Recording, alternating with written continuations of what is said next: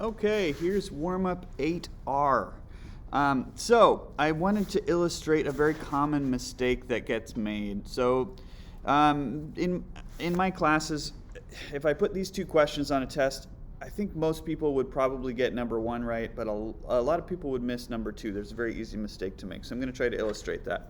Okay, so let's take a look. So we've got a triangle where we have these two parallel segments, and that means we can use the side splitter theorem, which means that these two segments are going to be in proportion to those two. So I can say that 4 is to 12 as x is to 15.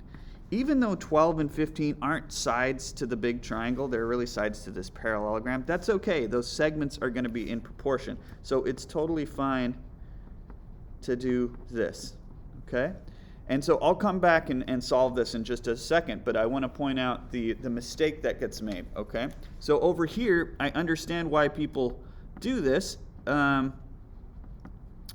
but it's incorrect, okay? So a lot of people are going to look at this and say, oh, well then 3 is to 9 as x is to 10, just like I did over there.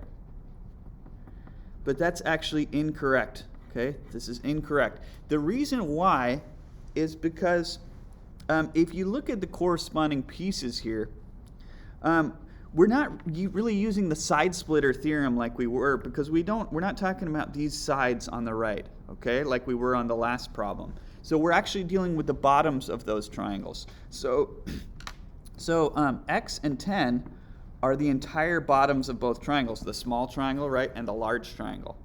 So when I'm looking at 3 is the left side of the small triangle up there, okay? But 9 is not the left side of the big triangle. 9 is the left side of this thing.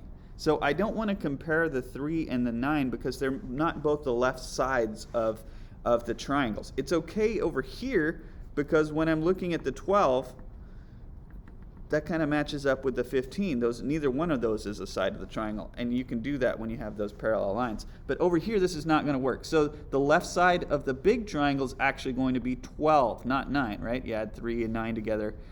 So 3 is going to match up with 12. So instead of 3 is to 9 as x is to 10, I actually want to say 3 is to 12 as x is to 10. Okay, very common mistake that gets made there. Tried my best to explain it, so hopefully that helps. Okay, now I'm going to solve both these proportions. So you can go straight to cross multiplying if you like, or you can reduce the fractions. I can see, hey, I can divide by 4 here on top and bottom, and then cross multiply. So I get 3x equals 15. And then x is going to equal 5 when I divide by 3. Okay, on this one, I'll reduce this to 1/4, just so I have some smaller numbers to work with by dividing by 3 in the numerator and denominator. And then cross multiply here again. So I'm going to have 4x equals 10. So I'm going to wind up with a fraction or a decimal as my answer when I divide by 4. So this is going to be 10/4. It's okay to leave your answer as a fraction, but if you do that, it should be reduced. So 10/4 reduced. If I divide by 2 in the numerator and denominator, I'm going to get 5/2, or you could write that as 2.5 or 2.5, something along those lines, okay?